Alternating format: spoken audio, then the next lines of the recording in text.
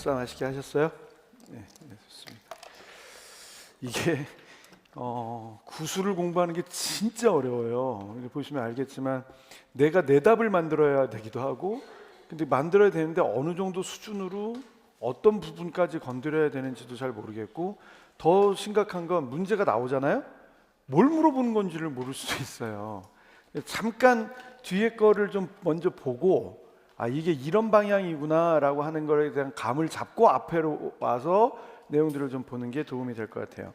360쪽 한번 봐보면 파트 3가 나오죠. 파트 3가 나오죠. 여러분들이 이제 사실은 이 대답들에 대한 게 조금 버전이 예전 버전이라서 계속 어떻게 준비를 해드려야 됩니다, 하셔야 됩니다라고 하는 걸 얘기를 하고 있는데, 이런 거예요. 인천 문제 한번 봐보세요. 보셨어요? 인천 문제 없으세요? 교재가? 교재 있는 사람 빨리 쫓아가 보세요. 이게 지금 보면 문제가 이렇게 돼 있어요. 이게 쉽지 않다라고 하는 게 이렇게 보셔야 되는 거예요. 문제가 이렇게 나오거든. 시대가 빠르게 변화하고 있다. 인공지능, AI, 로보틱, 비트코인 등의 용어가 새롭게 나타나고 있다. 봐보세요.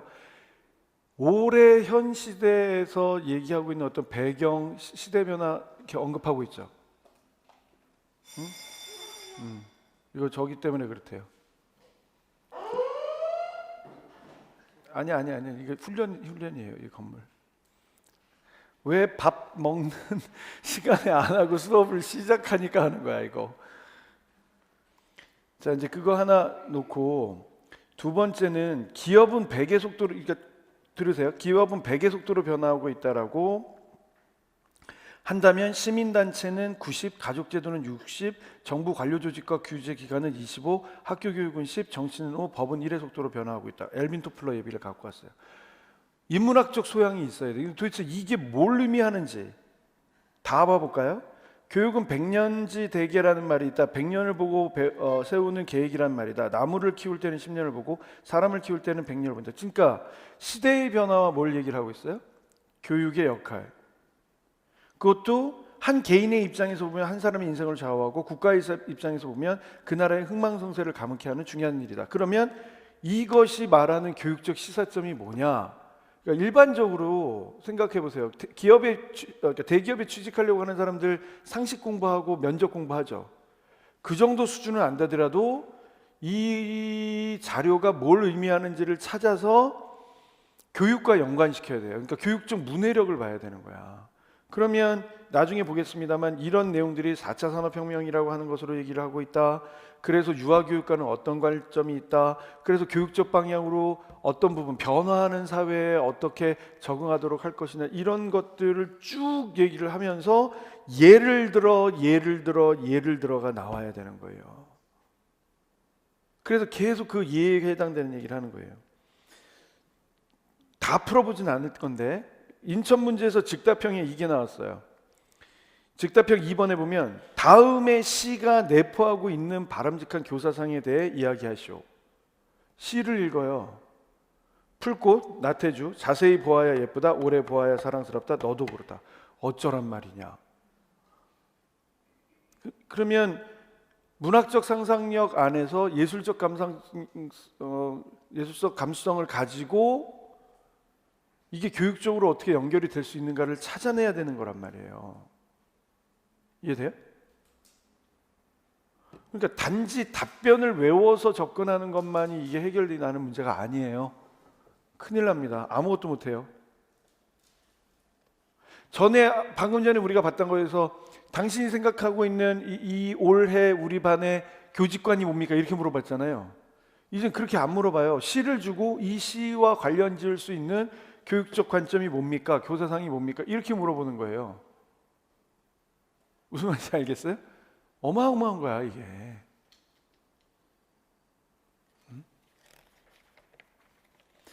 그 다음 거 봐볼까? 대구는 애초에 인문소양은 이건 따로 해야 되는 거예요. 인문소양. 명심보감 나오고 이방인 얘기 나오고 자유론 얘기 나오는데 공통으로 시사하는 주제를 찾아서 그리스 로마 신화 프로크루테스의 침대와 연결해서 하시오. 신화에 관련된 얘기들도 보고 그 다음에 이와 관련해서 자신과 타인 간의 관계에 대한 관점에서 답하시오. 물론 어떤 걸 준비하라고 얘기는 해줘요. 근데 그걸 다 읽은 상황에서 연결 지어서 정리가 되어야 되는 거예요. 진짜 어려운 건 이런 문제였어요. 직답형인데 열하일기의 수레 이야기와 기와 이야기를 제시했어요. 이거 무슨 얘기인지 상식으로 아셔야 돼요. 문화에 대한 재구성, 재창조 이런 형태의 내용으로 얘기를 한다면 현대 사회에서 어떤 것들이 나타날 수 있냐? 무조건 다 획일화되어 있는 것으로만 볼 거냐? 기와 얘기가 그럴 수 있거든요. 우리나라의 기와의 형태와 이쪽 벽돌의 형태와 이런 얘기, 수레를 통해서 가져갈 때 그 안에 그 수레가 사용이 되기 위해서 문제는 도로가 깔려져야 되는데 그 도로가 원활하지 않아서 수레가 계속 고장날 수 있다라고 하는 형태의 얘기까지. 그럼 인프라와 관련되어서 이렇게 생각이 돼야 되는 거란 말이에요. 쉽지 않은 얘기예요. 대신에 이런 것들도 있었어요.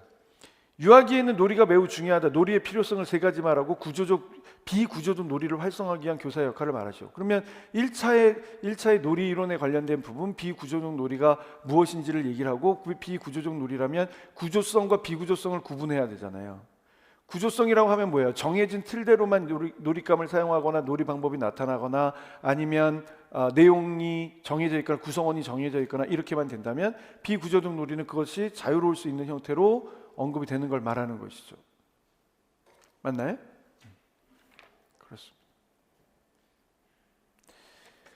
그렇습니다. 다 생각이 나야 되지. 뭐 이런 것들도 나와요. 고자질하는 유아가 있다. 이러한 유아의 행동 원인을 세 가지 말하고 지도 방법을 5가지 말하시오. 고자질을 왜 하게 될까요? 그러면 이제 이거는 앞에 부분을 공부를 하면서 생활지도와 연관지어서 공부를 하면서 유아기의 특성과 지도 방법을, 여기 봐봐요. 지도 방법 5가지라고 하면 구체적인 행위가 나와야 되는 거예요. 일일이 다 따져서 다 보셔야 되는 상황입니다. 세종도 한번 얘기를 해볼게요. 세종에서 나중에 볼 건데, 다음 사례를 읽고 다영이가 친구들과 함께 즐겁게 유치원 생활을 할 수 있도록 김 교사가 지도할 수 있는 방안을 4가지 말하시오. 이 4가지 찾는 게 굉장히 어려워. 내용이 뭐냐면, 다영이는 사회성이 부족하다. 자유선택 활동 시간에 역할놀이를 하는 친구들을 힐끗 쳐다보기만 하고 놀이에 참여하지 않는다.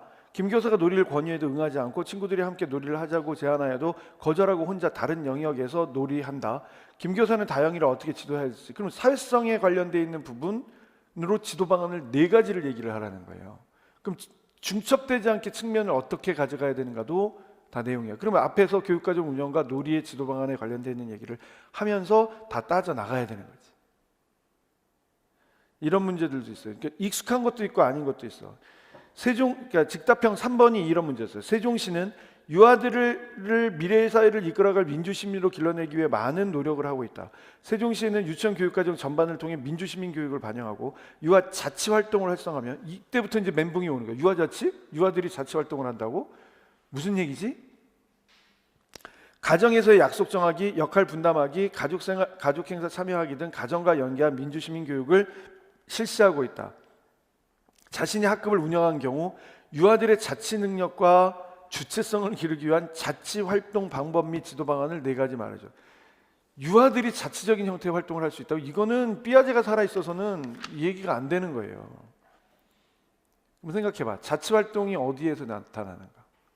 민주시민 교육 안에서 나타나는 거거든.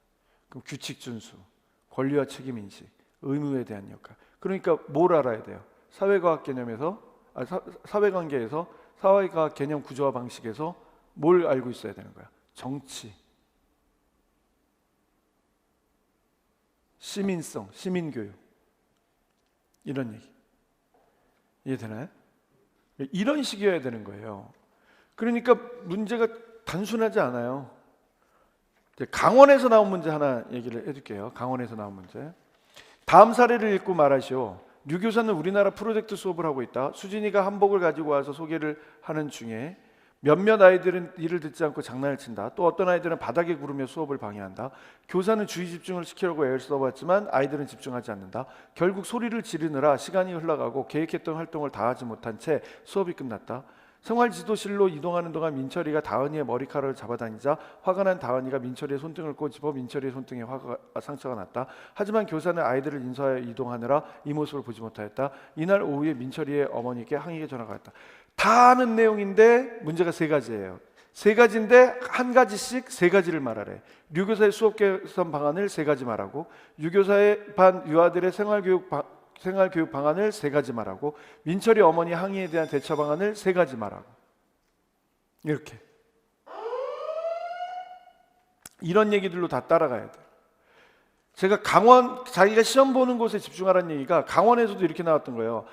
강원교육은 한글교육 책임제를 시행하고 있다. 초등학교의 한글교육과 연계하여, 초등교육과 연계하여. 그럼 교육 내용의 연계가 이루어져야 되잖아요. 연계하여 유치원에서 문해교육을 할 수 있는 방안 네 가지를 말하죠. 그러니까 앞에 부분이 충실하게 준비가 안 돼 있으면 이걸 얘기를 할 수가 없어요. 또 교육부 자료를 열심히 읽어야 된다는 얘기가 학교 폭력 문제를 해결하기 위해 강원교육은 관계중심 교육을 중시하고 있다. 관계중심 교육, 생활교육의 방안 네 가지를 말하죠. 폭력에 관련된 부분에서 유아교육에 관련된 내용을 따지면서 폭력을 관계적인 측면, 즉 사회적인 폭력으로 볼 수 있단 말이에요. 그러면 사회성을 기르기 위한 내용으로, 그 다음에 아이들 간의 관계 증진을 하기 위한 내용으로 네 가지를 어떻게 얘기할 수 있겠는가를 설명을 하는 거겠지. 우리 시험 문제에 맨날 나오는 교원 학습 공동체 활성화할 수 있는 방안 네 가지를 말하죠. 그럼 뭐합니다로 끝나면 안 되고 구체적인 활동이 무엇이 되어야 되는가를 확인시켜 주는 작업이 돼야 된단 말이에요. 이해되나요? 이건 아무것도 아니에요. 353쪽으로 와보면 서울 문제가 나와. 서울 문제가 어떻게 나오냐면 이렇게 나와요. 이렇게 그래프가 나와. 그래프가 나오고 아래쪽에 유치원 상황이 나오고 만 3세 유아 16명, 남아 10명, 여아 6명 대상으로 인성교육을 하기 위한 학급 운영 방안 네 가지를 말하시고, 그럼 여기 학급 상황에 방과 후의 교육과정이 어떻게 되는지, 그냥 교육과정의 비율이 어떻게 되는지, 그 다음에 일본과 중국과 한국을 비교한 내용은 어떻게 되는지, 다시 말해서 이게 다문화 가정의 비율을 얘기를 하기도 하고, 또 조선 가정, 한부모 가정 이런 형태 일반 가정의 비율은 어떻게 되는지, 그러면 이 도표를 일일이 다 확인하고 유치원 상황의 보조 인력, 유치원 환경, 주변 환경으로 보조 인력이 누가 있고 유치원 환경이 어떻게 돼 있고 주변 환경이 어떻게 돼 있으니까 이걸 가지고 학급 운영 방안 네 가지를 얘기를 하라는 얘기는 이 조건에 맞춰서 학급 운영을 어떻게 할 것인지 자기가 생각을 해야 된다고, 구체적인 활동으로 시설 자원을 어떻게 활용하고 대상 유아를 어떻게 적용할 것인가를 본단 말이에요. 결국에는 방과 후 가정 운영에 관련된 얘기 해야 되지, 다문화 가정 아이들에 대한 얘기 해야 되지, 가족 구조의 특징에 관련된 얘기 해야 되지. 그러면서 그 세 가지를 할 때 유치원 상황에서 보조 인력을 누구로 활용할 것인가, 유치원 환경에서 교실, 도서실, 요리실, 신체 활동실이 있다면 이걸 가지고 어떻게 할 것인가, 주변 환경에서 도로변에 위치해 있고 자동차 공업단지가 근처에 있어서 매연이 많다라면 우리는 이걸 어떻게 극복해 나갈 수 있을까. 환경 교육에 관련된 부분에서 바꾸어서 아이들의 대근육 활동 시간을 어떻게 갖춰갈 수 있는가를 다 생각을 해야 된단 말이에요. 이렇게 시험 문제가 쉽지 않아요. 그래서 앞부분에 대한 건 거의 자기화된 지식으로 갖고 있어야 돼. 내용을 자기화된 지식으로 갖고 있어야 뒷부분에 가서 이건 지금 다문화 교육 얘기니까 다문화 교육 얘기해서 일본, 중국, 어디 이렇게 있다라고 치면 그 아이들에 대한 교육에서 문제가 발생할 수 있는 게 뭐더라 라고 하는 걸 갖고 들어와야 된단 말이에요. 자, 31페이지 우리 보기로 한 것들을 얘기를 하면,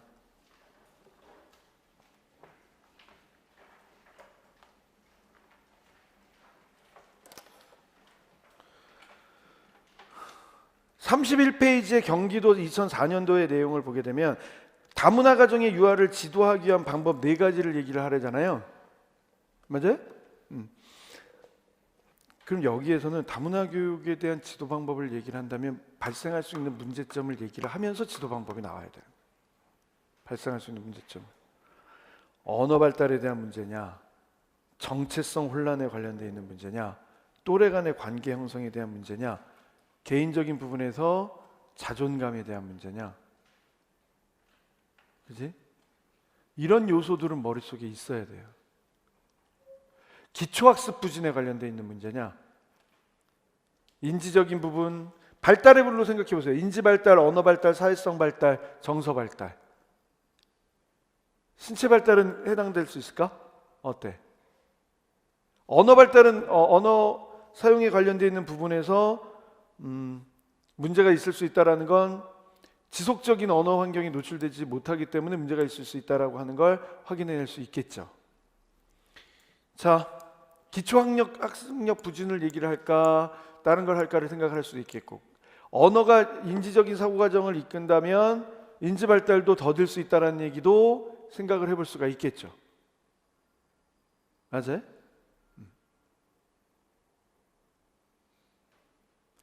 정서 발달은 어때? 왜 정서 발달에 문제가 생길 수 있을까? 감정 조절에 대한 문제가 왜 생길 수 있을까? 정체성으로 설명해 볼까? 자기 정체성에 관련되어 있는 부분이 확보가 안 되기 때문에 문제가 될 수 있는 건 아닐까? 이렇게 되는 거죠.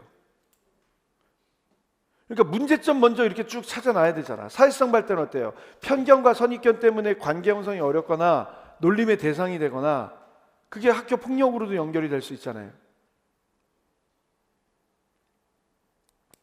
그러면 그 문제점을 얘기를 하고 지도 방법이 뭔가를 따져와야지.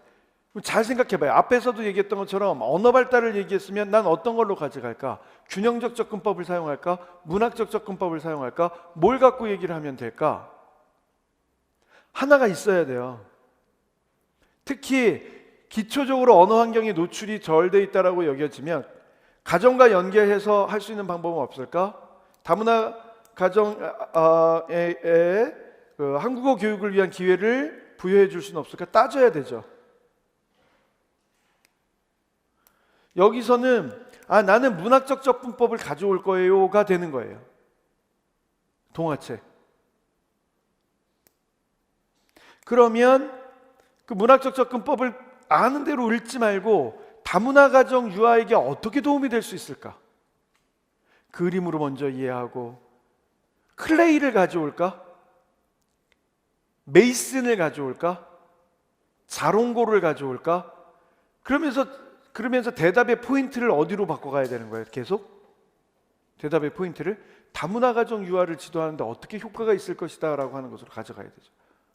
문해 환경에 덜 노출이 돼 있다면 그림을 통해서 내용을 이해하고, 또 글자를 집어주면서 읽어가고, 반복적으로 읽고, 아이로 하여금 기억해서 말하게 하고, 함께 문장을 읽어나가면 손으로 지적하면서 읽어나가기로 하고, 또 가정에 대출해주고, 가정에서도 부모님과 함께 읽게 하기도 하고, 물론 일반 유아에 해당되는 내용이지만 계속 효과를 뭐로 풀어낼 수 있어요? 다문화 가정에 대한 얘기로 풀어낼 수 있잖아요. 어때요? 그렇게 가야 돼요. 정체성에 관련된 얘기를 하게 되면 어떻게 할 거예요? 정체성. 일단 이 아이의 정체성은 뭐예요? 한국인.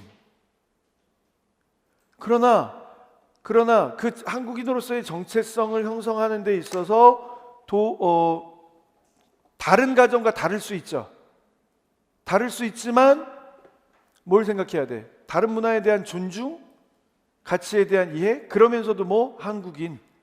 그래서 한국인으로서의 정체성을 갖추기 위해서 국가의 여러 가지 다문화 교육의 내용들을 반영을 한다. 그러면 우리가 다문화 교육에 대한 내용에서 기여적 접근, 부가적 접근, 변혁적 접근, 실천적 접근 다 할 수 있잖아요. 그럼 그 중에서 어떤 걸 가져올 거예요?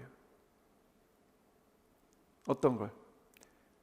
부가적 접근 한번 해볼까? 부가적 접근 정체성에서, 부가적 접근. 그래서 세계 여러 나라를 다루면서도 지속적으로 할 수 있고, 또 변혁적 접근 해볼까? 모든 주제 안에 다문화 교육과 관련되어 있는 내용들을 열도록 하겠습니다. 예를 들어서 우리 뭐로 해볼까요? 교통기관 주제를 한다면 우리나라에서 사용되는 교통기관뿐만 아니라 다문화 가정의 가족에서 특이한 교통기관도 알아보면서 다양한 교통기관이 존재할 수 있다는 걸 확인한다고도 얘기할 수 있잖아요. 부모님들이 오셔서 소개해 줄 수도 있겠고, 음식 많이 하는 거잖아요. 단편적으로 끝나는 것이 아니라 지속적으로 오면서 활동을 이해할 수 있도록 한다. 어때? 자, 이번엔 이 얘기해 볼까요? 편견 얘기해 볼까요? 편견 얘기하면 어디까지 확장이 될 수 있겠어? 편견 얘기하면 어디까지 확장이 될 수? 사회 실천적 접근 어때? 다문화 교육에서 편견 문제가 발생을 했을 때 사회 실천적 접근을 통해서 가는 건 어떠냐고요. 그러면 예를 들어야 되죠. 피부색 때문에, 말의 어눌함 때문에 놀림을 받거나 하는 아이들이 있다면 바로 교육과정 안에서 상호간의 존중에 관련되어 있는 내용으로 얘기를 하겠습니다. 상대방의 느낌, 그러나 우리는 모두 친구라고 하는 점, 누구나가 다 존중받아야 된다라고 하는 점 등에 대해서 이야기 나누도록 하겠습니다. 그리고 서로 간에 포용하고 수용해서 우리 반이라고 하는 한 반의 소속감을 느끼도록 하겠습니다. 이렇게 구체적으로 가야 되는 거예요.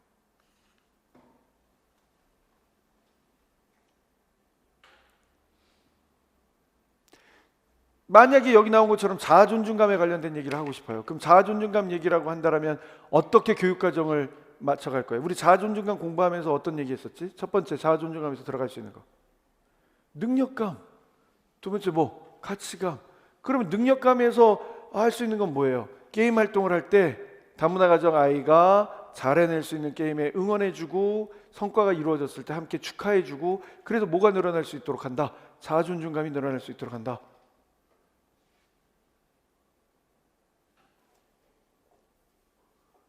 이렇게 돼야 되는 거예요. 답을 외우려고 하면 안 돼. 계속 교육과정 안에서 어떻게 형성될 수 있는지를 생각해 내는 게 필요한 거예요. 됐나요? 33페이지로 와보세요. 33페이지를 보면 정교사는 다문화 가정의 유아인 호치칸을 지도하는데 어려움을 겪고 있는데 어머니가 한국어를 모르셔서 첫 번째 얘기가 뭐로 얘기를 하고 있어요? 첫 번째 얘기로 뭐를 하고 있어요? 언어 발달에 관련된 부분 얘기를 하죠. 자신의 의사를 표현하는 것이 힘들고 서툴고 감정에 대한 표현 혹은 상호작용 능력에 대한 부분까지 확대할 수 있을까? 짙은 피부색과 이국적인 생김새로 아이들에게 놀림을 받고 있다. 앞에서 나왔던 얘기네. 정체성에 대한 문제, 관계에 대한 문제, 소속감에 대한 문제. 이런 상황에서 호치카는 일과 중 화가 날 때면 날카롭게 소리를 지르고 한다. 정서 조절에 관련되어 있는 부분. 부모님은 아버지는 공장에서 어머니는 식당에서 긴 시간 일하시느라 상담할 시간도 잘 나지 않는다라고 한다. 가정과의 연계에 관련되어 있는 부분. 그럼 그 연계를 높이기 위해서 굳이 상담할 시간이 없다라면 어떻게 그 다양한 방법을 사용할 수 있을까를 생각을 해야 되잖아요.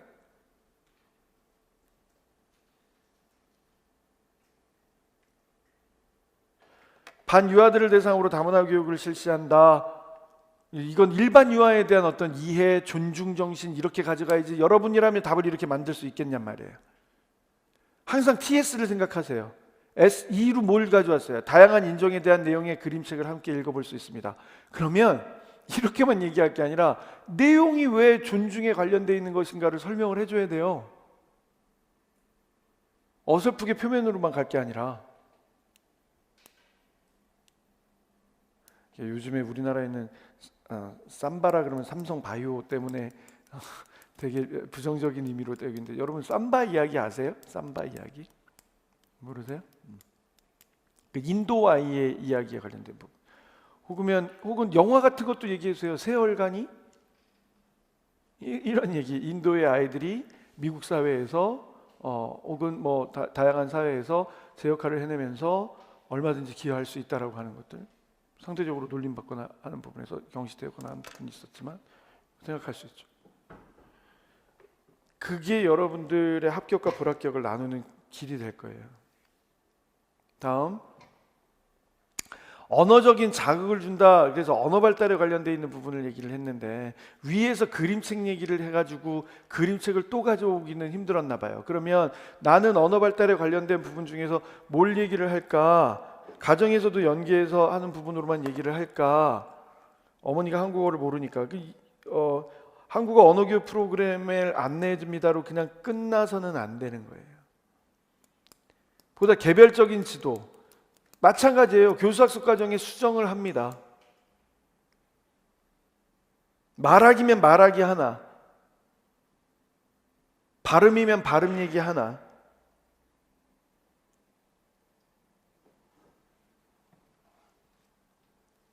정서 조절에 관련돼 있는 얘기를 해요. 정서 조절에 관련된 부분에서 따지게 되면 뭐까지 얘기를 하고 있어요? 소리를 지르는 대신 대한 행동을 알려주고 있잖아요. 자신의 감정을 솔직하게 이야기하는 방법을 알려준다. 친사회적인 친구들과 협동하는 활동을 실시해서 친사회적인 행동을 증진시켜 나갈 수도 있겠다. 겹치지 않으면 좋겠단 말이에요. 겹치지 않으면. 이것도 한번 봐보세요. 상담 시간을 내려오기 어려운 어머니를 위해서 하필이면 왜 가정통신문이야? 너무 일방적이지 않아요? 지금이라면 2010년도 정도니까 이런 얘기를 하는 거고, 지금이라면 어떤 얘기가 될 수 있을까? 뭐 스마트폰 매체, 직접 전화를 하는 것도 방법의 하나겠지. 아니면 영상통화 어때요? 잠깐이라도 시간을 내요. 그럼 교사의 열정도 보여줄 수 있고. 그리고 어머니가 잘 모르는데 아버님한테 그러면 저 영상통화 할 거예요? 응? 글로 써서 보내는 건 좀 더 어렵지 않을까?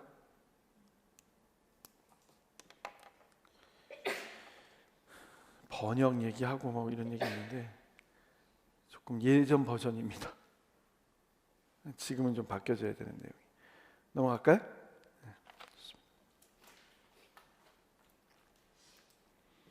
이렇게도 나와요. 34페이지에 최근 다문화 가정의 유아들의 취원율이 증가하고 있는데 다문화 가정의 유아의 특성을 고려한 지도 방안 5가지를 얘기를 하시오.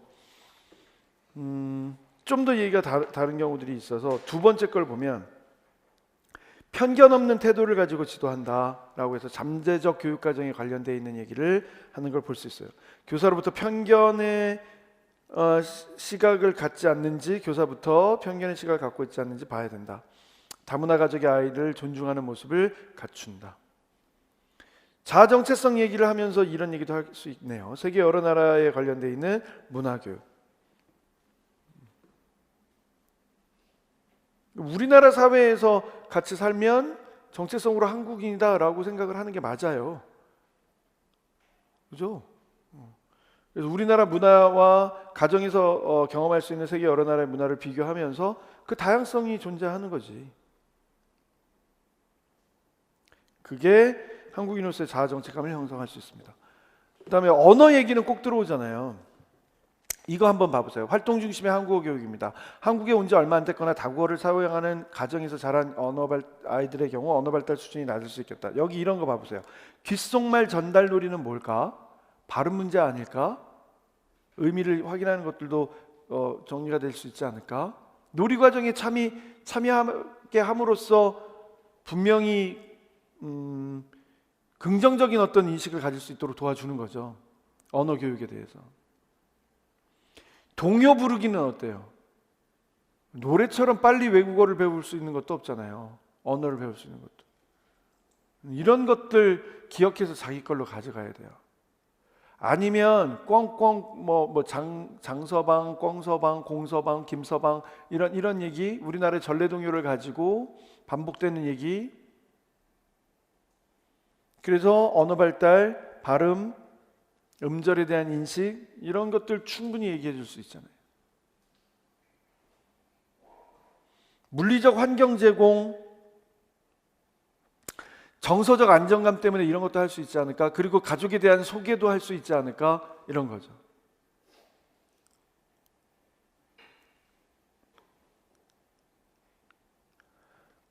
부모님과의 협력관계 5가지를 만들어내는 게 힘들 거예요. 이렇게 4가지, 5가지를 모두 다 얘기하도록 하는 게 핵심입니다.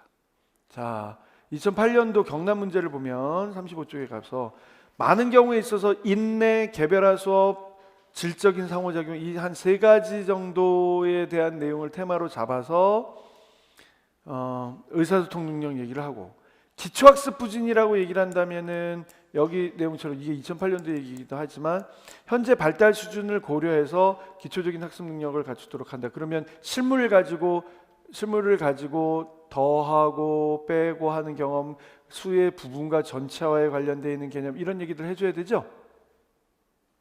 그러니까 이게 다문화 교육에 관련된 있는 내용이지만 교육과정을 알아야 교육과정 안에서 의사소통 능력이면 의사소통 능력에 관련되어 있는 교육과정 내용. 예를 들어서 이야기 지어 말하기를 즐긴다와 같은 경우 동화를 들려주고 동화의 뒷이야기를 지으면서 언어적 사용 기능과 능력을 발달시킨다. 발달해 갈 수 있도록 돕는다.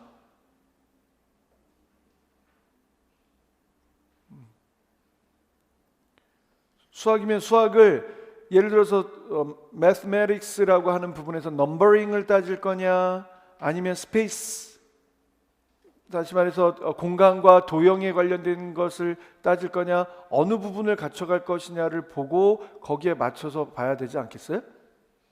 관심 갖는 부분을 찾아서 답으로 가져갈 수 있도록 한번 조정을 해보시죠. 그러면 될 겁니다. 공간과 도형을 사용하는 방법은 굉장히 독특한 방법이지만 효과적인 방법이 될 수 있어요. 공간과 도형에 관련된 걸 얘기를 하는 걸. 그래서 아니면 뭐 이런 것들도 측정 얘기, 기초적인 학습이잖아요. 규칙성 얘기, 수만 가지고 할 것이 아니라 그래프를 통해서 비교에 관련되어 있는 얘기, 이런 얘기를 다 따라가면서 할 수 있겠죠.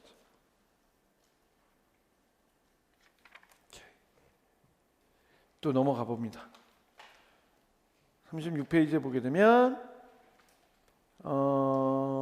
다문화 가정이 증가하고 있고 우리 반의 다문화 가정 3명의 유아들이 언어 발달, 외모, 피부색으로 따돌림 당하고 소극적인 성격으로 어울리지 못한다. 계속 똑같은 얘기잖아요. 하나만 집중적으로 볼게요. 만약에 소극적인 것으로 어울리지 못한다 그러면 답변의 구성이 뭐가 돼야 돼요?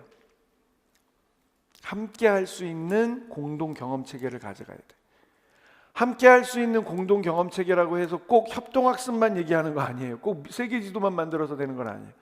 자, 게임에서 파트너를 이루어서 함께 공동 협력 과정으로 반환점을 돌아서 들어오게 되는 형태의 내용까지 보게 되면 어떨까요? 그럼 공동 경험으로 갈 수 있지 않을까?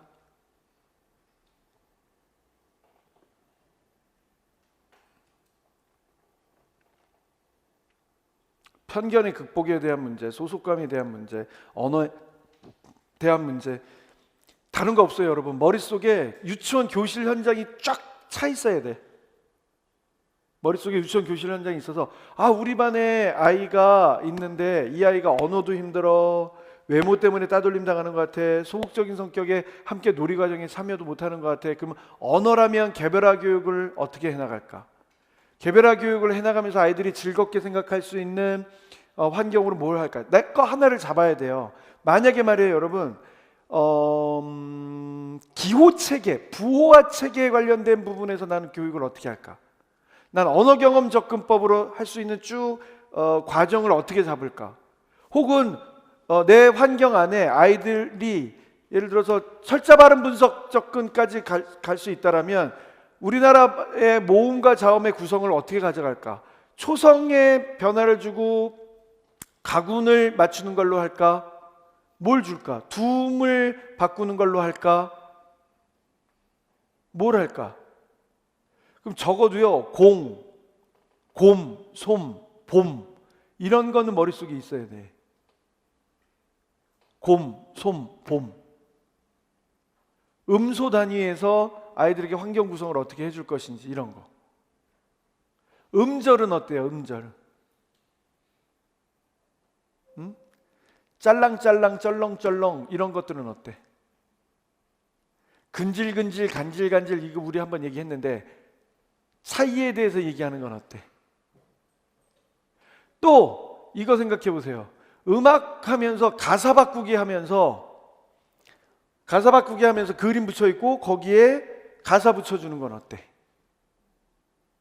친구 얼굴 붙여놓고 내 친구, 이거 시험 문제 나왔던 거거든요. 내 친구 얼굴 붙여놓고 거기에 친구 이름표 붙여주는 건 어때? 정말 쉬운 거잖아요. 우리 계속 얘기했던 거고 여기까지 가야 돼요. 나누어서 그걸 설명할 수 있어야 돼요. 네? 37페이지로 좀 와보세요. 그러니까 문제가 이렇게 나왔다고 해서만 생각을 할 게 아니라 지금 이런 것들을 다 종합을 해서 나만의 어떤 제목들을 다 확인을 해야 돼요. 예시를 한번 알려주면 따돌리는 아이들, 따돌림의 문제가 발생했단 말이에요. 이게 꼭 그 다문화 가정 아이만 얘기하는 게 아니라 따돌림의 얘기가 나왔단 말이에요. 따돌림의 얘기가 나왔다라고 치면 그 따돌림을 해결하기 위해서 한 3가지 종류의 다른 활동을 생각해 보자. 예를 들어서 따돌림 문제를 해결하기 위해서 나는 동극 가지고 할 수 있어요. 나는 따돌림 문제를 해결하기 위해서 미술 활동으로 할 수 있어요. 난 따돌림 문제를 해결하기 위해서 움직임과 춤으로 할 수 있어요. 나는 따돌림 문제를 해결하기 위해서 동요를 가지고 할 수 있어요. 만약에 문제를요, 여러분한테 예술 경험 영역 3가지를 이용해서, 예술 경험 영역이 반영된 3가지를 이용해서 아이들을 지도하기 위한 활동을 말하시오, 이렇게만 나왔다면 당연히 이렇게 생각할 줄 알아야 돼요. 그러면 음악적 요소로 뭐뭐를 이용해서 이렇게 할 거예요? 아니야. 자, 동극이라면 동극 제목 정해 보세요. 따돌림 문제가 발생해서 동극이라면 동극 제목 정해 보세요. 혼자는 외로워요, 이런 건 어때? 함께하면 더 즐거워요, 이런 건 어때? 달라서 더 좋아요, 이런 건 어때?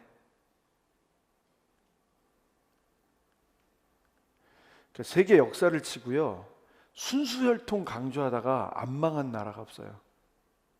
일단 나치 순수혈통 강조하다가 망했잖아요. 유태인, 지금 이스라엘이 저는 제일 걱정이에요. 이스라엘의 우월성 뭐 이런 것 때문에 순수혈통 강조하다가 다 망하게 바라는 건 아니지만 망할지 모른다, 이런 생각이 좀 들고. 일본 황실 어때요? 거기 순수혈통 강조하고 근친 결혼하다가 다 유전병 얻고 이런 거잖아요.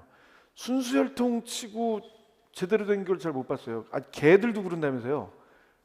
고양이들도 그렇고 순수혈통만 강조하다 보면 망한다면서요. 걔네 오래 못 산다는데. 그래서 예전에는 잡종 이런 걸 진짜 잡종으로만 여겼는데 요즘엔 이름 바꿔서 믹스견 이렇게 얘기를 한다면서요. 그게 잡종이잖아. 근데 이걸 폄하하면 안 돼요. 훨씬 더 건강하대요, 강아지들도. 그리고 혹시 그거 아세요? 사람들 사이에서도 인종의 혼합이 된 사람들이 훨씬 더 매력적이에요. 모르시나요? 옛날에는 우리나라 사람들 막 뭐라 그랬어요. 백인과 결혼해서 낳은 아이들의 경우에서는 부르는 아주 고약한 명칭이 있고 막 그랬었어요. 근데 오히려 저 어렸을 때 놀림 많이 받았어요. 저 사실은 다 토종이에요. 아버지 한국인이셨고 어머니 한국인이고. 저 어렸을 때 진짜 놀림 많이 받았어요, 코 때문에. 그리고 머리도 약간 노랬어요. 지금은 머리가 없지만 당시에는 좀 노랗고 그랬었어요. 훨씬 더 매력적이에요. 달라서 더 좋아요. 그 다음에 이제 혼자여서 외로워요. 뭐 이런 형태의 동극을 가지고 쭉 설명해야 돼요. 딱 던지고. 자, 그러면 이번에는 음악, 새 노래는 뭐가 있을까?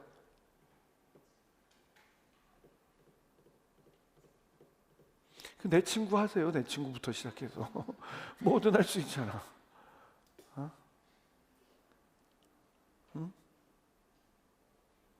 없으면 생각해내야 돼. 근데 있는 거면 노래를 살짝 할 수 있는데 없으면 생각해내야 돼. 내 친구 한다면 내 친구 참 좋은 친구야 와 같은 노래를 하며 이렇게 쭉 해서 친구의 좋은 점, 장점, 그리고 도와주고 싶은 점, 도움을 받아서 고마웠던 점, 이런 것들로 따돌림을 극복할 수 있다, 이렇게 되는 거죠. 자, 협동적인 미술 활동에는 뭐 할까? 유치원과 친구 주제 안에서 생각을 하는 게 유리하다니까, 이런 문제는. 응?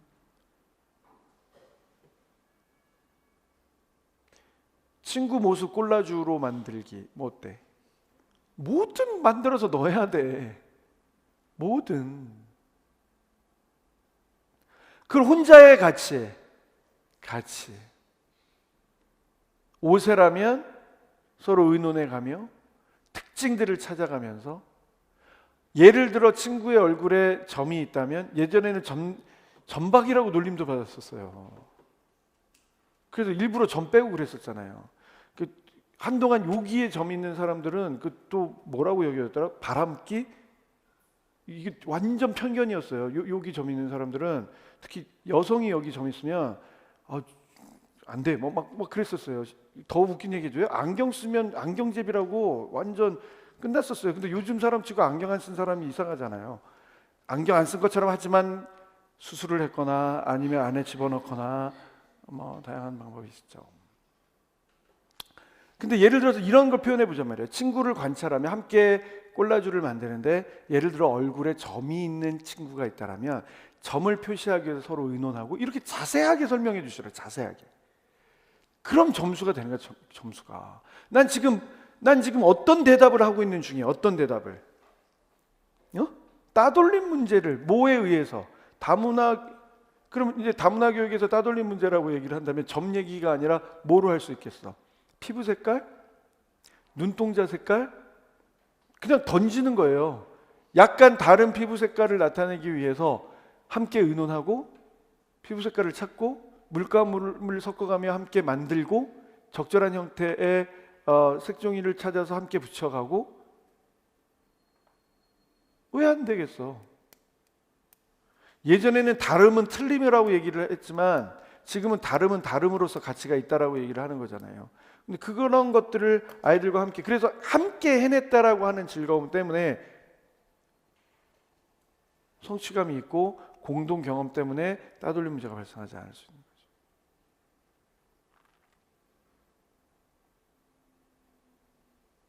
돼요? 뭘 해야 되는지 아시겠어요? 이런 겁니다. 그래서 어려운 듯 하지만 쉬울 수 있다는 거예요. 같은 교육과정을 그대로 운영만 하면, 주안점을 어디에 두어서, 다문화적인 상황에 주안점을 두어서 갖기만 하면 되겠구나, 이렇게 되는 거죠. 38쪽 얘기는 이제 언어 교육에 관련되어 있는 얘기를 하는 거예요. 그러면 요즘 문제는 이렇게는 안 나와. 근데 상상력을 발휘해야 돼. 어떤 상상력을 발휘해야 되냐면, 의사소통 능력이 부족해서 유치원에서 적응하는데 어려움을 느끼고 있다. 그러면 의사소통 능력이 어느 지점에서 발생할까? 의사소통의 문제가 어느 지점에서 나타날까? 발음 문제 어때요? 발음 문제. 아까 저도 얘기했잖아요. 어휘 문제 어때요? 문장 구성 문제 어때요? 되지 않을까? 확인할 수 있겠어요? 이렇게. 또 가정에서의 경험 부족 문제 어때요? 이렇게. 그러면 하나 갖고 있어 보세요. 파닉스 발음을 위해서는 음절 인식을 하기 위해서 뭘 어떻게 할 거야? 동시 활용할 거야. 아까 한 얘기 또 얘기하네. 그죠? 그런 거예요. 어휘 문제는 어떻게 할 거예요? 어휘.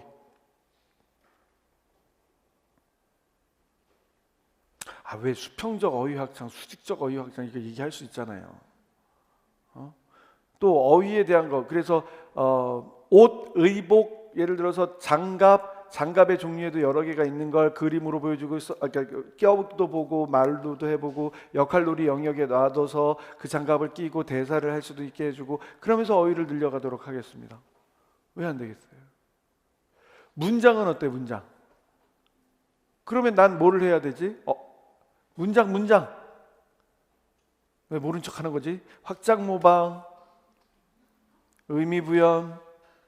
아이들이 떠듬떠듬 어휘로 문장을 만들기 시작하면 교사로서 확장 모방 기법을 통해 완전한 문형을 인식할 수 있도록 해서 다음번에는 완전한 문형을 사용해 보도록 합니다. 여러분, 제가 말씀드리는데요, 공부하는 것의 1순위는 들은 걸 써보는 거예요. 쓴다가 아니라 use, 사용해 보는 거예요. 꼭 사용해 봐야 돼.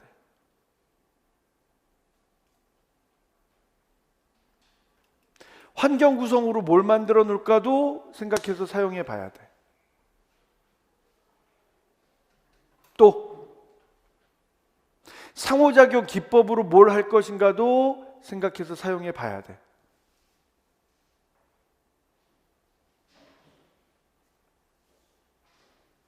모든 걸 다 실제로 써봐야 돼요. 활용해 봐야 돼. 그러니까 잘 생각해 보세요. 아, 내가 교육과정에 관련되어 있는 지식과 교육과정에 관련된 관련되어 있는 내용들을 몇 가지를 좀 알면 이게 되는구나. 다문화면 다문화 상황에 맞춰서 가면 되는구나. 편견이면 편견의 상황에 맞춰서 가면 되는구나. 그래서 이게 시험이 되는 거예요. 처음에는 막막하고 아무것도 못 들겠고 뒤에 문제 보니까 정말 힘들어 죽겠어요. 뭐 이런 생각을 하더라도 아니야. 따지고 보면 이 문제는 이거야. 이렇게 문제를 마치 논술하는 것처럼 문제 파악을 정확하게 해나가기 시작하면 보여요. 자, 연습 한번 해봅시다. 39번, 39페이지. 정교사는 호남 연령으로 구성된 하나급 병설 유치원의 교사이다. 3명의 다문화 가정 유아는 각기 다른 특징을 보이고 있어 지도에 어려움이 있다. 아니 3명의 다문화 교육인데 왜 4가지일까? 이유가 있는데 3명의 다문화 교육이면 왜 4가지일까? 이런 것들을 탁탁탁 잡아내기 시작을 해야지. 일단 찾아. 지훈이 한국어 능력 부족해. 물건을 던지는 등 폭력적인 언어 문제가 정서 조절에 대한 문제로, 정서 조절에서 뭐로 발전하고 있지? 사회성에 관련되어 있는 얘기로. 그런데 뭔가 답변이 되려면 방점은 어디에다 찍어야 될까? 이런 생각을 해야 되고, 한편 호진이는 말없이 혼자 놀잇감을 가지고 놀고 또래와 함께 놀이하지 않는다. 이게 무슨 문제? 사회적 관계 형성에 대한 문제? 대범이는 언어 발달이 이름이 대범이야. 대범이는 언어 발달이 잘 되어 있으며 친구들과 잘 어울리지만, 얘는 다른 건 다 괜찮은 것 같아. 친구들과 잘 어울리지만 자기 마음대로 되지 않을 때 고집을 부리고 화를 낸다. 이건 뭐로 얘기할까? 자기 마음대로 되지 않을 때 고집을 부리고 화를 낸다. 이거 뭐로 얘기할까? 자기 감정 조절? 이런 얘기로 할까? 또한 일과 시간의 구분이 명확하지 않아 유아들이 이리저리 교실을 돌아다니거나 놀이에 집중하지 못할 때가 있다. 그럼 여기까지 따지면 일반 유아까지 정리를 해서 확인할 수 있겠죠. 앞에서 우리가 봤던 얘기들 다 반복이 되는 거 아니에요? 그런데 어디가 승부를 가른다고? 디테일이. 언어 발달이면 발음, 어휘, 문장, 여력이 있다라고 생각하면 3가지를 다 도전해야겠지만 답변하다가 잊어버릴 것 같다 그러면 한 부분을 집중적으로 파. 어떻게 넘어갈 수 있어요? 발음과 어휘도 중요하지만 특별히 문장에 대해 말씀드리면 이렇게 들어가야지. 근데 여기는 뭐예요? 한국어 능력이 라고 하는 게 자기 생각을 문장으로 뭐를 담아야 되는 거야? 느낌, 생각, 경험을. 상대방에게 때와 장소, 대상에 알맞게. 그러니까 한번 생각해 볼까요, 여러분? 2차 시험에서는 국가수준 교육과정에 대한 내용, 문서의 내용과 이 상황을 절묘하게 잘 연결해서 답할 수 있는 사람이라면 점수가 나오는 거예요. 괜히 바셀바이바에 의하면 뭐 이런 얘기 하지 말고, 클레이 동원하지 말고, 교육과정 얘기 가지고 먼저 쭉 풀어낼 수 있으면 훨씬 더 유리한 거예요. 왜 그런 거지? 평가자들이 잊어버리셨을 거예요. 삐아제와 비고스키는 기억하고 있을 텐데 코스텔릭 모르는 사람이 많을 거예요. 그렇겠지? 이렇게 주목하셔야 돼요. 나머지도 마찬가지죠. 여기도 봐봐. 의미부여과 언어확장 기법 이런 얘기 쓰고 있죠? 그러면 예를 들어야지. 만일 지훈이가 저기 안 돼 라고 얘기하면 저기서 내가 먼저 갖고 놀던 거니까 가져가면 안 돼 라고 천천히 말해줍니다 라든가, 문제에서 요구한 것을 확장해서 개연성 있게 설명을 해야 돼요. 자, 혼자서만 놀이를 하고 있어. 그러면 어떻게 해줘야겠어요? 놀이가 확장될 수 있도록 함께 참여할 수 있도록 하겠습니다. 예를 들어 여기 지금 재밌는 얘기 하나 했는데요. 내적 중재와 외적 중재 공동 놀이자 얘기했어요. 이렇게 나열하지 말고, 공동 놀이자가 내적 중재랑 비슷한 거거든. 나열하지 말고 예를 들어줘야지. 어떤 예를? 내적 중재자, 스밀란스키 이럴 때는 한번 내적 중재, 아이들의 극놀이 상황에서 호진이가 참여할 수 있도록 외적 중재나 내적 중재를 사용하겠습니다. 예를 들면 호진이가 과일 가게 놀이를 하고 있을 때 다른 친구와 함께 손님이 되어 여기 주인분이세요? 어떤 물건을 파시나요? 라고 물어보겠습니다. 과일 가게라면 바나나 없나요? 라고 물어보겠습니다. 그래서 자연스럽게 아이들 간의 상호작용이 극놀이 상황에서 확장될 수 있도록 하겠습니다. 무슨 말인지 알겠어요? 요즘 시험 문제에서는 이 디테일이 중요해요.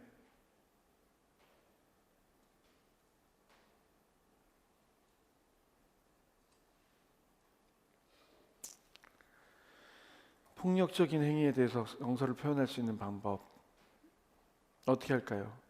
만약에 친구가 내가 부린 화를 듣는다면 어떤 느낌이 들겠니? 라고 얘기하면서 다른 사람의 감정도 읽어줄 수 있도록 합니다.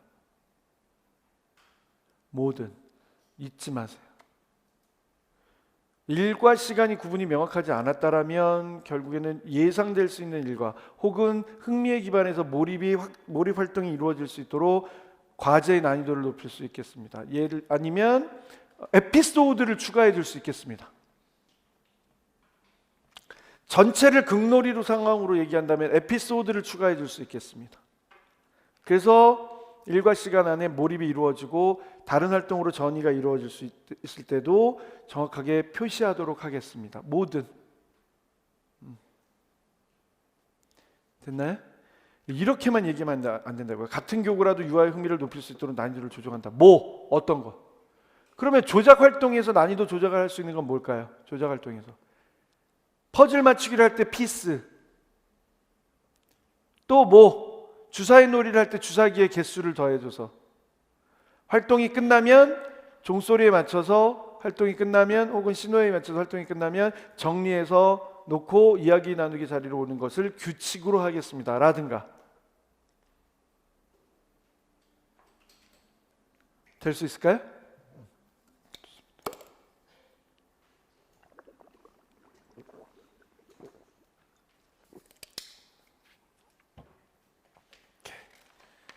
넘어갑니다.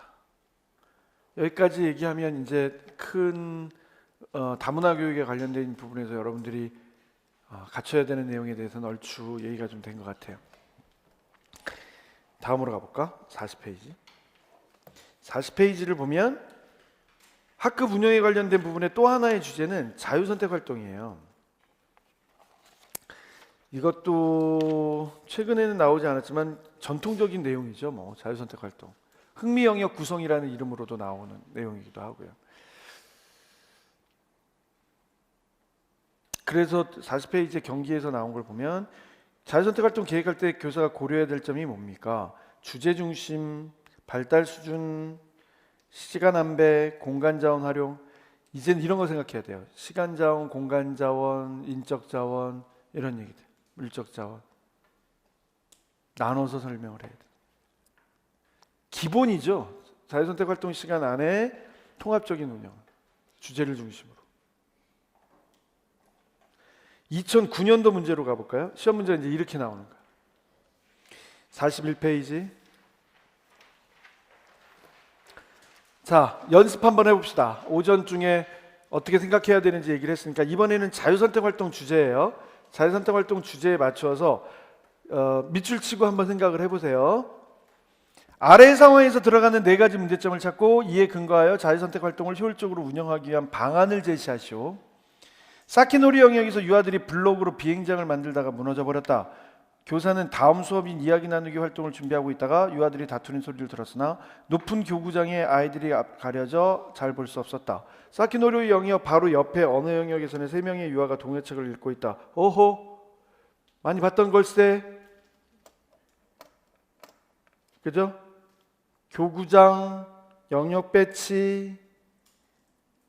수조장 영역에서는 동물 퍼즐을 보고 두 유아가 나 이거 저번에도 했어. 그러면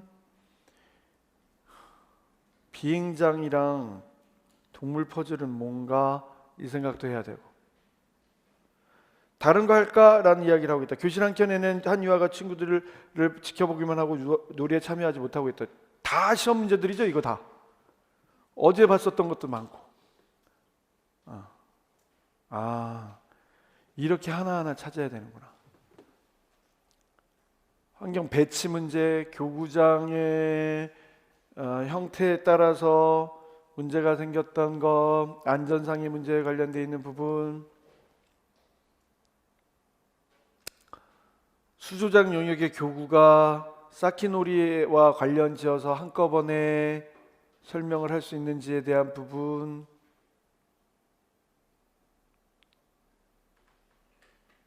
그런 것들을 주제 중심에 맞춰서 교구를 재배치하지 않았다라고 하는 것으로 쓸 수 있는지, 마지막에 유아가 친구를 바라보기만 하고 방관자의 역할만 하고 있고 방관자적인 입장의 형태만 보이고 있고 구체적으로 적응하지 못하는 건 어떻게 하는지, 상호작용의 형태가 촉진되도록 하기 위해서는 어떻게 해야 되는지, 소외되는 것은 아닌지. 앞에서 했었던 얘기 계속 반복되고 있죠? 특히 네 번째는 이제 그 소외됨의 문제로 다 풀었고, 맞죠? 주제중심 통합에 관련된 얘기 새로 하나 들어왔고, 영역 구분에서의 안전에 대한 얘기 들어왔고, 관찰로 이어져야 되고, 영역 배치에 관련되어 있는 문제, 활동의 몰입에 관련되어 있는 문제로 정리를 해둘 수가 있겠죠. 될까요? 넘어가도 될까요? 다음도 봐봅시다. 이런 것들도 고민해 봐야 돼. 반성적 전후를 보면서 자유선택 활동의 교육적 가치를 찾으래. 오늘은 놀이를 계획할 때 모든 별로 돌아보며 유아들을 관찰했다. 어제 사키놀이 영역에서 어항 만들기를 했던 정민에게 수조장 영역에서 물고기 접기를 할 수 있다는 것을 소개하자 관심을 보이며 놀이에 참여하였다. 유아들이 자유선택 활동 평가표를 확인한 후 흥미를 파악하여 계획을 도와주니 새로운 활동을 제시했을 때 유아들이 즐겁게 참여하는 것 같다. 그렇구나. 이 내용을 보면서 개별화 학습이 머리에 떠올라야 되고, 어제의 활동과 오늘의 영역이 통합적으로 들어온다는 게 떠올라야 되고, 아이가 스스로 옮겨가는 능동적인 형태의 학습이 떠올라야 되고, 놀이 선택권, 흥미에 기초한다는 것과 더불어서 놀이의 선택권, 또 기쁨과 즐거움, 정서에 관련되어 있는 부분도 생각해야지. 이 답안은 능동적인 학습은 자율성과 연결해서 하나로 만들 수 있어요. 근데 이거 생각해 보세요. 즐겁게 참여하는 것 같다. 자유선택 활동이 놀이로 즐거움을 준다. 그럼 즐거움은 정서에 관련된 부분을 얘기할 수 있죠.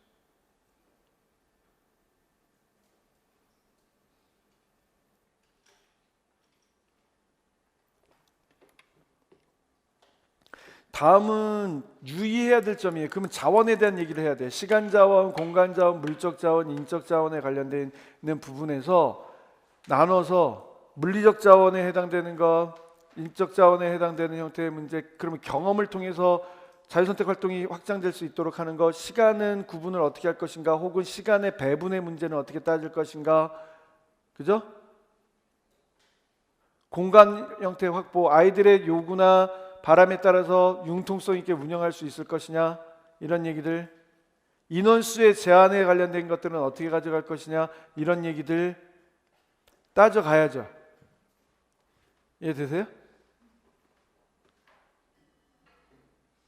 인적 자원으로 교사의 역할은 어때? 교사의 개입 유형, 어때요? 그러면 이제 교사론의 놀이이론의 교사의 개입 유형 소환해야지. 지시적 진술, 비지시적 진술, 아니면 브래드 캠파 로즈 그란트라도 소환을 해야지. 무대 관리자, 놀이 지도자, 공동 놀이자,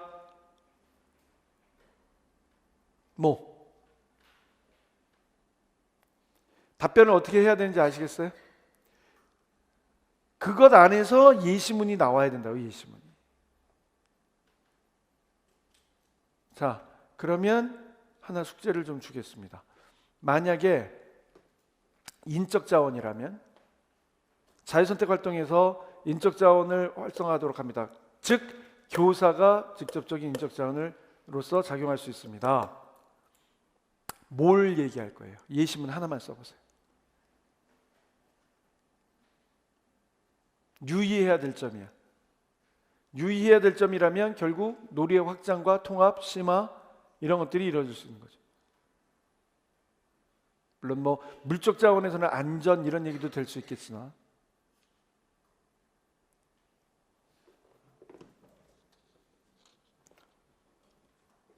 하나 가져가 보세요. 좋습니다. 다음으로 이제 넘어가 보도록 할게요. 44페이지. 학급 운영에 관련된 부분에서는 교육활동과 돌봄활동에 관련되어 있는 얘기들이 계속 나오고 있어요. 44페이지에 귀가 지도할 때 교사가 해야 될 게 뭐냐. 세상에 이런 것도 시험 문제였어. 2006년도에. 45페이지에 유치원 취원 연령이 하향화되고 운영 시간이 늘어나게 됐다. 이건 이제 나오지는 않지만 결국 교육활동과 돌봄활동이 어떻게 이루어질 수 있는가를 물어보는 거예요. 지금은 그 내용이 이제 뭐로 바뀌어져서 얘기를 하게 되느냐? 방과후 과정을 운영할 때 얘기로 가요. 방과후 과정 얘기하면 이제 예전에 얘기했던 종일반 얘기가 나오게 되는 거예요. 근데 건강 관리를 위해 교사가 알아야 할 사항 3가지를 이야기하시오. 이렇게 나오네. 그러면 방과후 과정에서 건강 관리라고 얘기하면 휴식, 바깥놀이를 통한 대근육 활동, 그다음 또 뭐예요? 영양 공급 이렇게 나눠야지.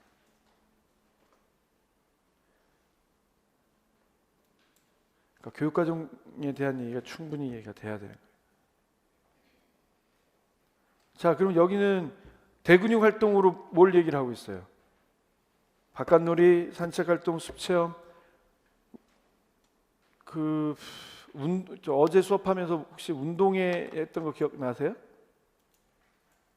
운동회. 오전반과 오후반. 노랑반, 파랑반이 합쳐져서 초록반이 된 거죠? 그죠? 제목이 노랑반, 파랑반이었는데 합쳐서 초록반이 됐어요. 방과후 과정이. 그런 의미란 말이에요. 근데 그때 오류가 있었던 게 뭐였지? 운동에 준비를 한다든가 이런 건 아니라는 거잖아요. 대신 우리가 선호하는 건 뭐예요? 바깥놀이, 산책활동, 숲체험 등을 요구에 따라 다양하게 할 수 있도록 한다. 자, 교육과정에 유념하라는 얘기가 이런 거예요, 여러분. 하루 8시간 이상을 유치원에서 생활하고 있기 때문에 1시간 이상의 바깥놀이 시간을 꼭 확보할 필요가 있겠습니다와 같은 형태의 용어들을 계속 대근육 활동 시간을 포함해서 그러면서 이런 얘기들. 그럼 바깥놀이를 하면서 여기서 점수를 더 따고 싶으면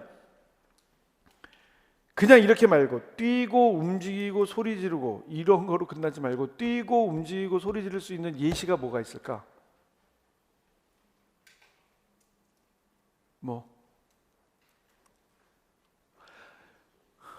공, 줄. 그래서 유아들에게 직접 지도하면서 함께 할 수 있는 형태의 활동 그 과정, 그 예시문이 들어와야지. 그 다음에 서포팅으로 들어와야지. 스트레스 해소, 기본 운동 능력. 공 얘기 한번 해봅시다. 게임으로 해보세요. 우리 시험 문제 나왔던 거 그대로 하세요. 앞에 작은 농구 골대를 놓고 꽃가를 가로질러서 꽃가를 피해서 가서 농구 골대를 향해서 힘껏 뛰어올라 공을 집어넣은 다음 들어오는 게임 등을 할 수 있습니다. 미세먼지가 없는 날이 좋은 날 바깥 놀이터에서 이렇게 얘기를 하면 그 다음엔 여러분 뭐 하실 거예요? 이렇게 스트레스 해소, 비만 관리 그래 다 좋아. 그러면 체력 운동 요소를 설명을 하세요. 여러분이 답변을 하면서도 그게 떠오른다니까. 민첩성, 순발력.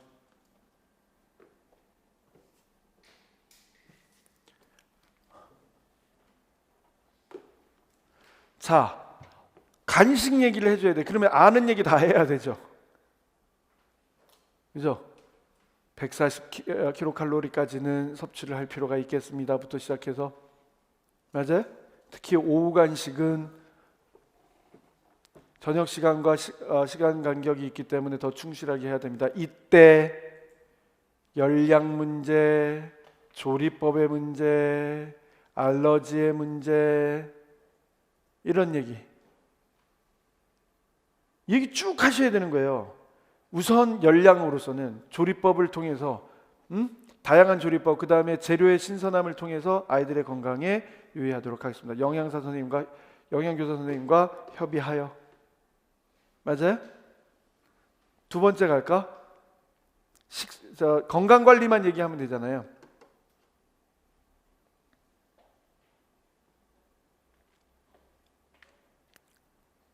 제철 음식 얘기. 할 수 있는 한 하는 거야. 세 번째 휴식 얘기, 낮잠 시간의 활용에 대한 얘기 어떨까요?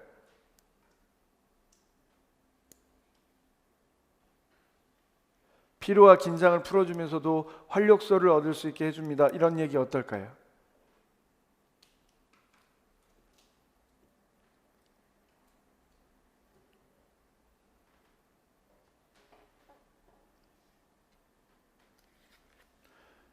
어렵지 않아요. 여러분들이 공부하고 듣고 다 확인했던 거를 문제에 맞춰서 설명만 하면 돼. 47페이지는 방과후 과정을 운영할 때 지침 3가지, 이런 거는 예전에 있었던 형태의 내용이라서 그냥 한 번씩 보시면 돼요. 교육과 보호, 돌봄의 활동의 균형성을 유지한다. 시험 문제에서 프로젝트 접근법 나오고 했던 거는 인지적인 형태의 활동도 하기를 원하는 거예요. 심화된 정도. 발달에 적합한 프로그램, 특히 방과후 과정에서 혼합연령학급 얘기들도 같이 나오는 얘기니까 오전과 오후에 연계된 프로그램.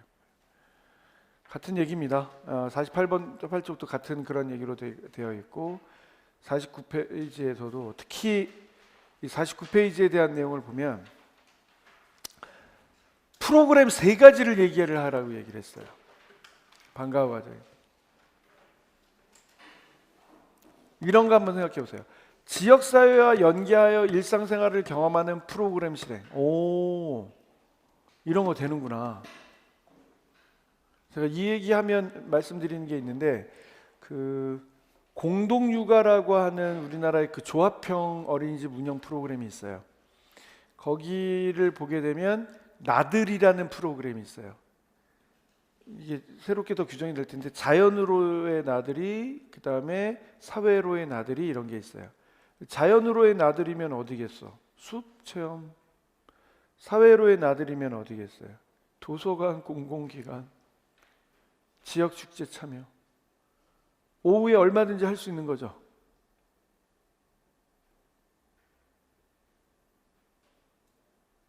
우리가 아는 얘기들 쭉 나오네, 여기.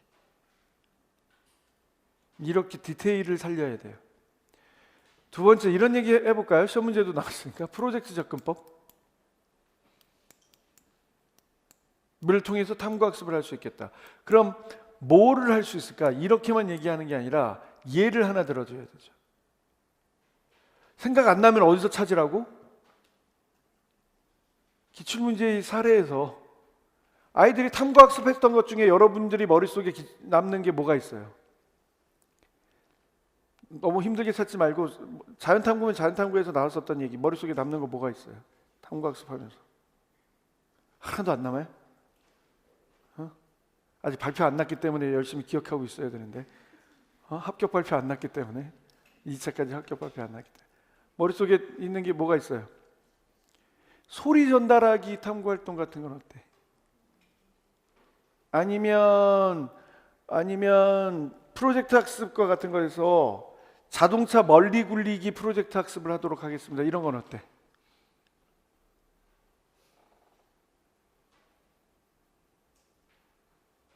경사로의 높이에 따라서 자동차가 가는 거리가 달라지는 것을 함께 탐구해 보겠습니다. 그러면서 쭉 설명해 주면 되지 않을까? 뭘 설명할 수 있어요? 서포팅을 만들어 봐. 뭘 설명할 수 있어요? 어떤 교육적 효과가 있는지를 얘기를 해야 되잖아. 어떤 교육적 효과가 있다고 할 거야? 변인 조작을 통해서, 우리 공부한 거 그냥 얘기하는 거예요. 변인 조작을 통해서 여러 변인을, 다른 변인을 통제하고 자동차의 무게로도 해보고, 바닥에 자동차의 무게, 또 뭐가 있을까? 물론 바닥의 표면도 얘기를 할 수 있겠고, 그러나 같은 자동차일 때, 같은 표면일 때 뭐에 따라 달라져?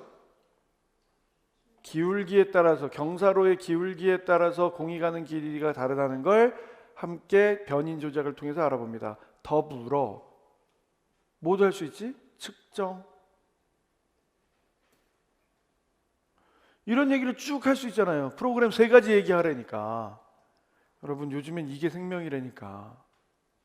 대안으로 이런 디테일이 살아있어야 돼요. 아, 내가 지금 대안으로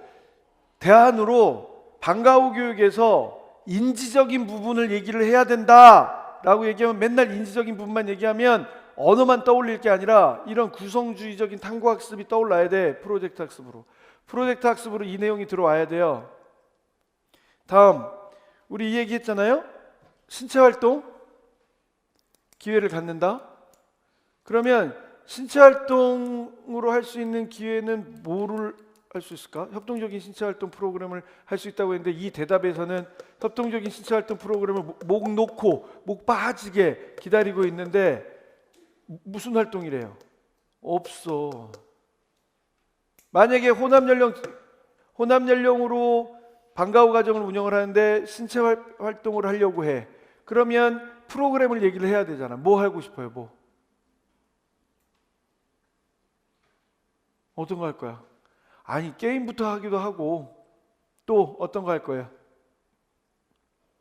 신체 표현은 안 돼. 신체 표현은 오전, 이럴 때 이런 얘기 하는 거죠. 오전 시간에 배웠던, 같은 주제로서 배웠던 노래에 맞추어 신체 표현을 합니다. 예를 들면 나비, 뭐 신체 표현에서 할 수 있었던 거 뭐?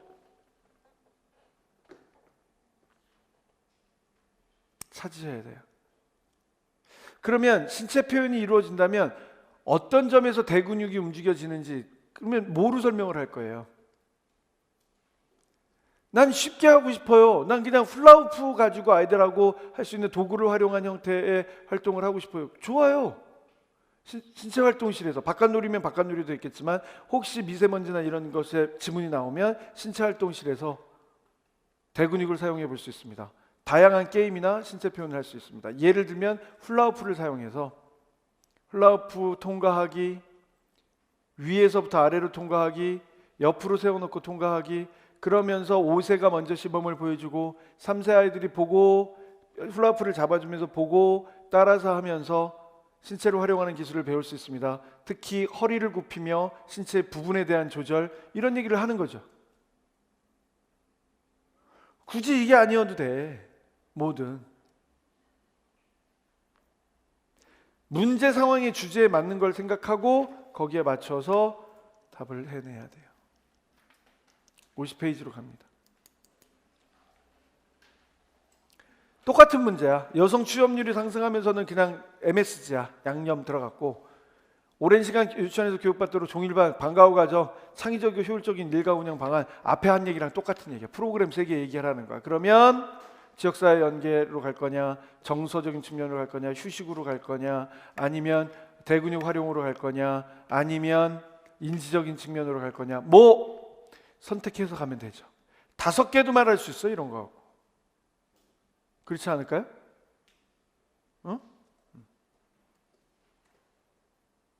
똑같은 문제 기억나시죠 이제?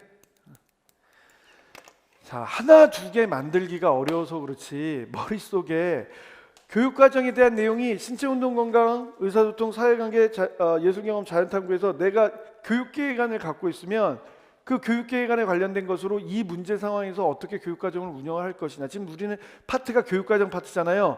교육과정을 운영할 것인가가 나와. 그게 혼합연령이든 그게 다문화든 그게 장애인과 통합교육이든 다 얘기가 되는 거예요. 그래서 1차 공부를 열심히 하면 보여. 자, 조금 다른 얘기 갑니다. 이제 51페이지. 학급 운영에 행사 있어. 행사. 대표적인 게 운동회, 생일잔치. 아까 우리가 봤던 것 중에 하나 학부모 오리엔테이션. 이런 뭐가 있느냐? 행사 있어. 행사. 입학일 행사. 그러면 그 행사에 관련되어 있는 부분에서 교육적 의의를 찾고 교사가 이를 계획하고 실천할 때 이거 봐봐. 행사가 갖고 있는 교육적 의의가 뭐냐? 우리는 행정업무 관리자도 되고요. 행사를 운영하는 사람도 돼야 돼요. 병설 유치원의 한 학급에 가면 그냥 만능이어야 돼. 법률가에다가 세크리터리에다가 교사였다가 상담자였다가 행정가였다가 다여야 돼. 다. 심지어는 MC도 봐야 돼. 요즘에는 많이 안 하지만 어쨌든 아이들과 함께 진행자의 역할도 해야 되잖아요. 함께 하면서 행사를 딱 보면서 행사 왜 할까 이런 생각 할 수 있잖아요. 이런 답으로 이끌어낼 수 있을까요? 같은 행사를 하면서 동일 경험을 하게 된다. 행사를 하면서 소속감을 가질 수 있다. 유아들의 입장에서 동일 경험으로 소속감과 공동체성을 가질 수 있다. 이렇게 얘기할 수 있을까요? 만약에요, 부모에 대한 효과도 찾을 수 있다면 이렇게 할 수 있을까요?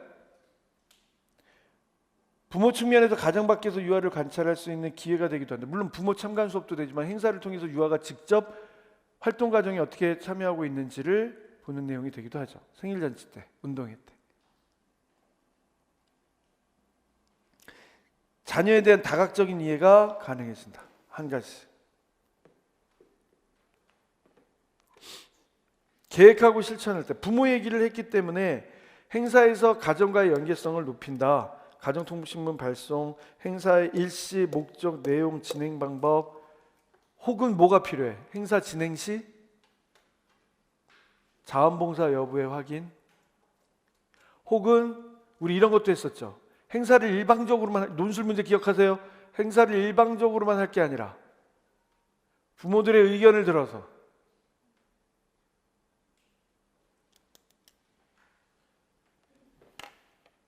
그렇지 않던가?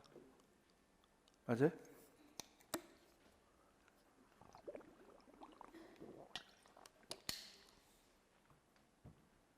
그런 내용이 더 추가가 돼야 돼요.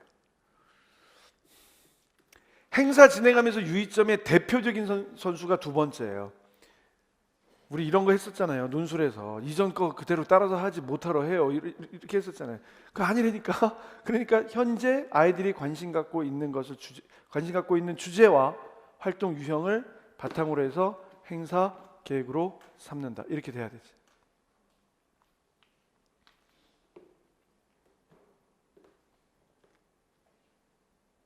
예를 들면 운동회 따로 주제 따로가 아니잖아요. 봄 운동회 때 봄 운동회, 가을 운동회 많이 하잖아요. 가을에서 할 수 있는 아이들이 좋아할 만한 행사, 예를 들어서 운동회라고 얘기를 한다면 뭐가 있을까요? 활동. 가을을 느낄 수 있는 형태의 활동. 함께 소속감과 공동체성을 느낄 수 있는 형태의 활동. 뭐가 있을까요?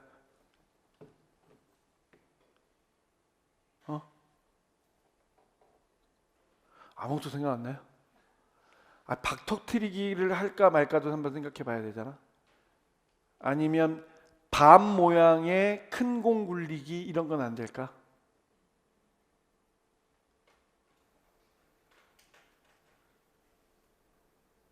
탱탱볼, 밤 모양의 탱탱볼 재밌지 않겠어요? 제대로 안 굴러가고.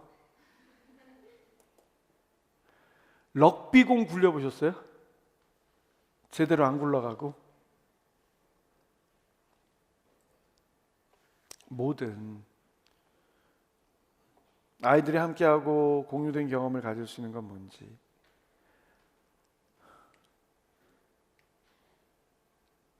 가정과의 연계도 앞에서 얘기를 했고 설문조사 얘기도 했고 그런 얘기네.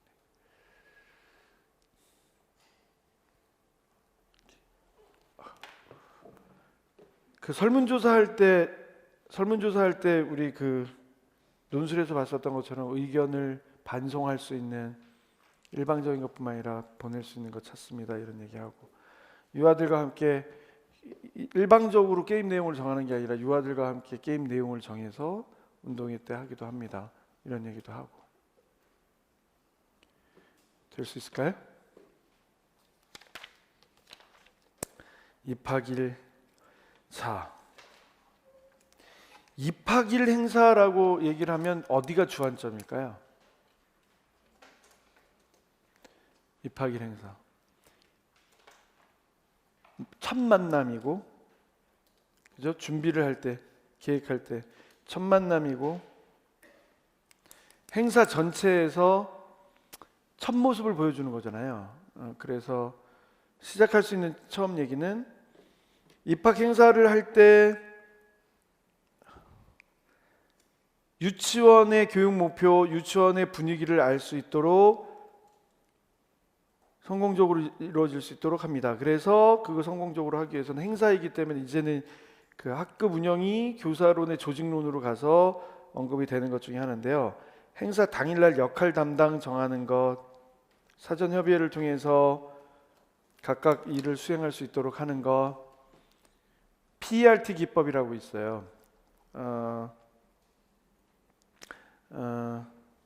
Planning, Evaluation, Review 테크닉이라고 할까요? 프로그램 이밸류에이션 리뷰 테크닉, 프로그램 평가 반성 기법. 그래서 PRT는 이렇게 시간 정하고 시간에 따라서 일의 확인 여부, 완수 여부를 표시하는 그런 형태예요. 그래서 담당 정하고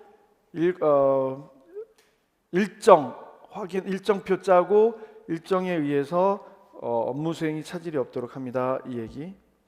두 번째는 첫 만남이기 때문에 유치원의 따뜻한 분위기를 전해줄 수 있어야 된다. 그게 풍선 부는 게 아니란 말이에요. 기관의 따뜻한 분위기.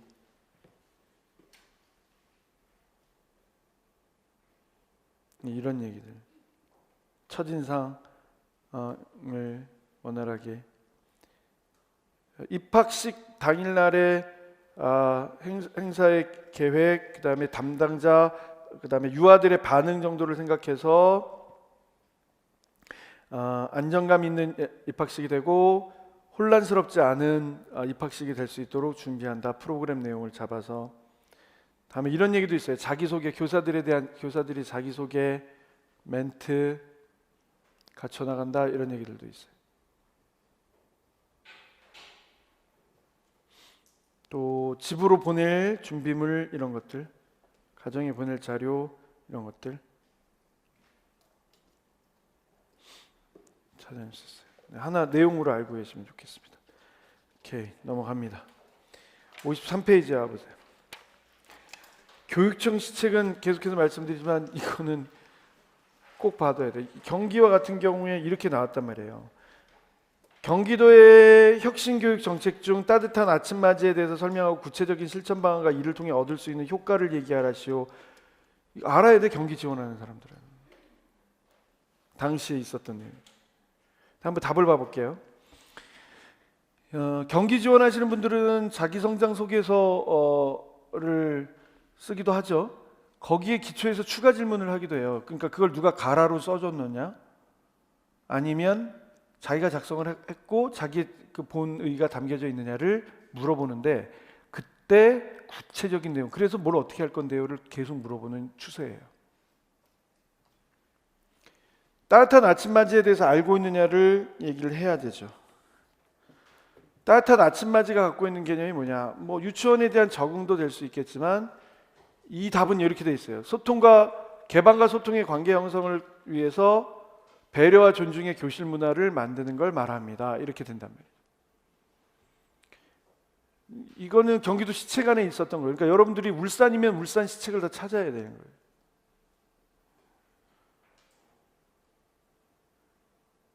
예를 들자면 이렇게 되잖아요. 안녕하세요라는 인사를 통해 유아들을 맞이하는 것도 좋지만 뭐 이렇게 표현을 하기도 하죠. 근데 이게 굉장히 자기적인 경우가 많아요. 그 뭐지? 물놀이터 가면은 그 사람들 인사하는 거 있잖아요. 저기 에버랜드나 이런 데 가면 인사하는 거 있잖아요. 난 그게 너무 불편해요. 그 아이들 데리고 내가 에버랜드를 딱 한 번 가봤거든요. 근데 딱 들어가려고 하는데 사파리 복장을 입은 사람들이 계속 이러고 있는 거예요. 저걸 왜 하나 싶은데 그게 자기적인 경우가 많아요. 근데 모르겠어요. 난 이게 좀 힘들어서 사랑합니다 이 얘기하는 게 너무 자기적이어서. 근데 이렇게 할 수도 있겠죠. 서로에 대한 배려와 존중의 마음을 나누는 것도 될 수 있겠습니다. 문화를 보여줘야 돼요. 이런 대답에서는 눈인사, 하이파이브, 허그.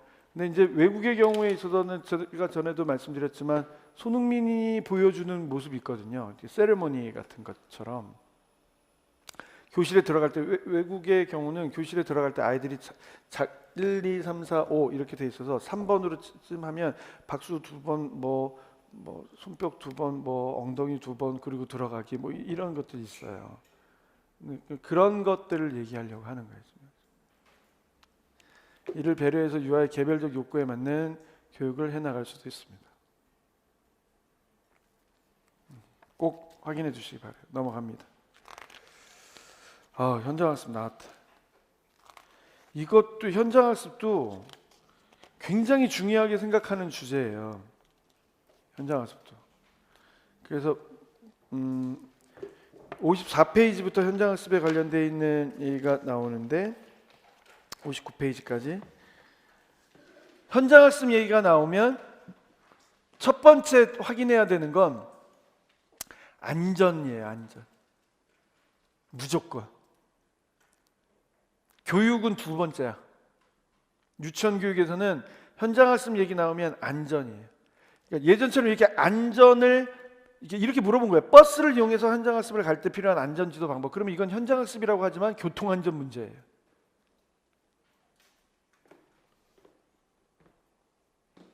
그러면 교통안전 문제에 해당되는 것으로 다 찾은 거지 이렇게. 맞나요?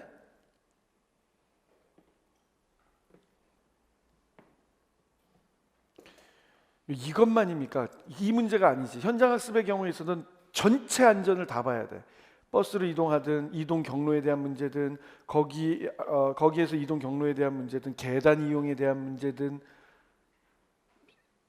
문제 지문으로 나오고 있는 것들은 다 안전부터 먼저 찾아야 돼요. 두 번째는 교육과정과의 관련성, 세 번째는 자원인사, 네 번째는 사전 사후 활동.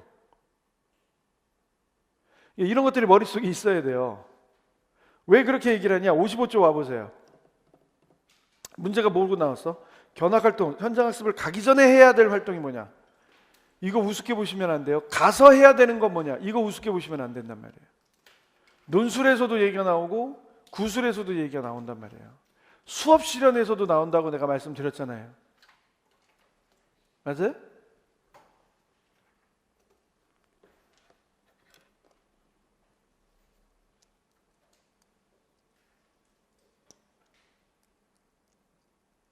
견학활동, 계획 세우기, 현장 답사. 이 현장 답사는 채점 기준이죠. 그러니까 계획 세우기 얘기가 되게 되면 교육과정과의 관련성을 통해서 왜 그 현장학습 장소가 거기여야 하는가에 대한 타당성을 갖춰야 되잖아요. 교육과정과의 관련성을 찾아야 되는 거고. 두 번째 얘기는 답사. 이거는 1차에서도 나오는 문제죠. 현장 답사. 세 번째는 준비물의 구비, 일정표, 명단, 주소, 전화번호 작성, 현장에 필요한 물건들, 이런 게 이제 시험 문제가 되는 거예요. 봐봐, 계획 세우기, 목표와의 관련성을 찾는다. 그러면 또 뭐가 필요해? 예시가. 그러면 뭐로 할 거예요? 교통기관? 그러면 어디 박물관에 대한 현장 답사, 교통박물관에 대한 현장 답사 이렇게 가는 거지. 이해돼요? 그래서 교통박물관에서 뭘 볼 수 있는 거예요? 다양한 교통기관이 갖고 있는 의미 이렇게 갈 거예요. 자, 동식물과 자연 주제야. 그래서 식물원 견학을 갈 거야. 이렇게 얘기를 해야 되죠. 동식물과 자연 주제라면 식물원을 계획할 수 있습니다. 동물원을 계획할 수 있습니다. 유치원 활동에서 미리 만나고 싶은 식물, 만나고 싶은 동물에 대해서 이야기 나눈 후 직접 가서 체험 활동으로 이어지도록 합니다. 예를 들면 뭐 다양하게.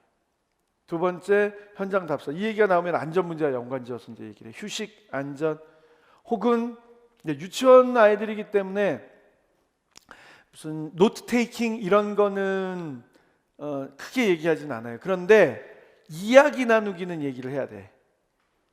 자원 인사 등을 통해서, 왜냐하면 교사 한 사람이 아이들 전체를 인솔해서 다닐 수가 없기 때문에 어떻게 나눌 것이냐 이런 얘기, 어떤 역할을 부여할 것이냐 이런 얘기, 그럼 자원봉사자에 대한 사전 교육은 어떻게 할 것이냐 이런 얘기가 쭉 언급이 돼야 돼.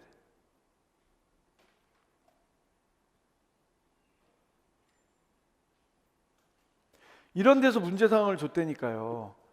앞에 관람이 안 끝나서 기다리게 되었다. 어떻게 기다릴 것인지에 대해서 이야기하라. 이런 것들이 조건에 나왔다니까요.